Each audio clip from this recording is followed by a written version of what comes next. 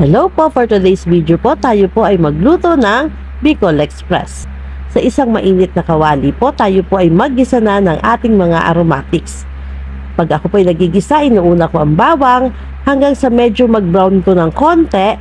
Then isinusunod ko po ang aking sibuyas hanggang sa mag-translucent naman ito. Tsaka ako naman po ilalagay ang ating karne. So pagkalagay po ng karne, gisa-gisahin lang po natin ito at isakot siyang maigi sa bawang at sibuyas. Lagyan na rin po natin ito ng paminta at asin para manuot na ang lasa sa ating karne.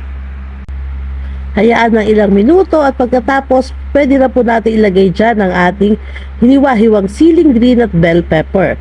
Sinamahan ko na rin po ito ng ilang pirasong sitaw na hiniwa-hiwa ko din ng maliliit. Katapos po niyan, takpan po natin na ilang minuto upang medyo maluto ang ating karne at ang ating mga nilagay na gulay. Pag kulong-kulo na po siya, pwede na po natin lagyan ng bagoong. Ako po ay pag nag-Bicol Express po, kaunting bagoong lang po ang aking nilalagay. Tamang-tama lang po para lumasa sa ating Bicol Express. Tsaka ako po yan nilalagyan ng gata at pakukuluin ko lamang po yan ng ilang minuto hanggang sa medyo magmantika na yung ating gata.